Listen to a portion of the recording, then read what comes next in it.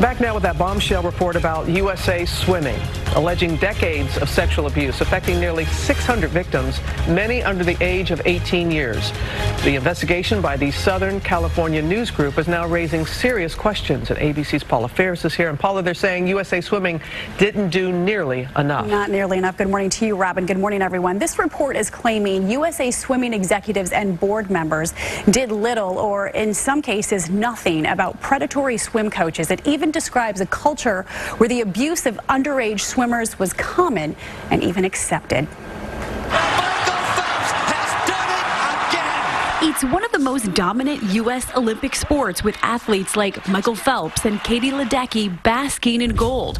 But this morning, the scandal rocking USA Swimming is possibly bigger than any of its success. According to an extensive report from the Southern California News Group published in the Orange County Register, the USA Swimming organization failed to properly address claims of sexual abuse made by hundreds of alleged victims over the course of 2 decades. The report claims that since 1997, at least 252 coaches and officials affiliated with USA Swimming have been arrested, prosecuted, or punished by USA Swimming for sexual abuse or misconduct with swimmers.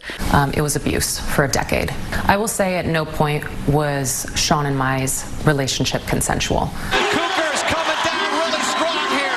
Former world champ and 2012 Olympic Team USA member Ariana Kukor says she was sexually abused as a teenager by former U.S. national team coach Sean Hutchison. Kukor says Hutchison began grooming her for a sexual relationship when she was just 13 and sexually assaulted her at 16. They first had intercourse when she was 18 and continued to have a sexual relationship until she was 24. All of this started when I was 13.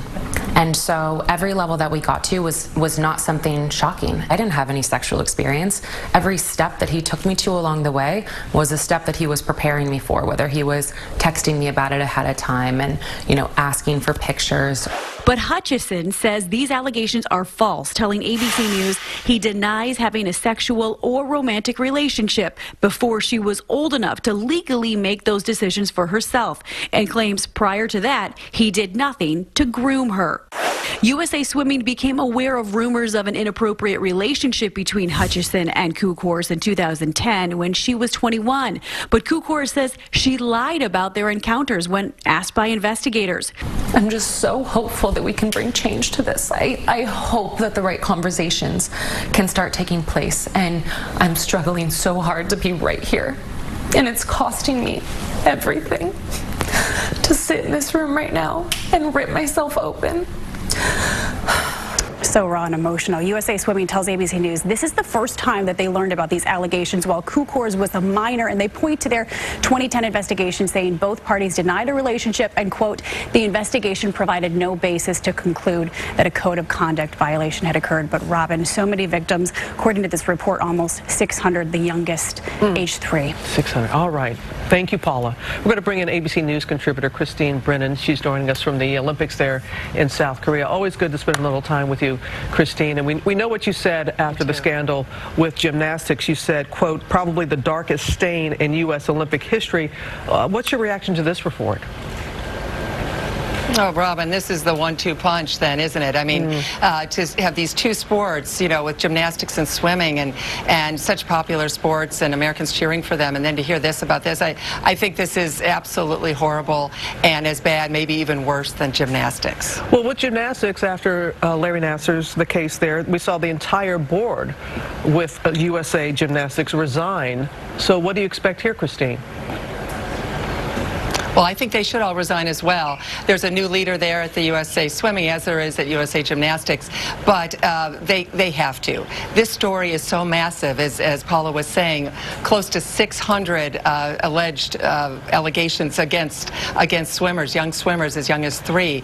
That's even more than the gymnastics story, which horrified us for more than a week last month. And so I absolutely think, Robin, that they should all go, whether they will or not, but there's going to be a lot of pressure put on them. There has to be at this point. Gymnastics, now swimming, 2 major sports with the Olympics.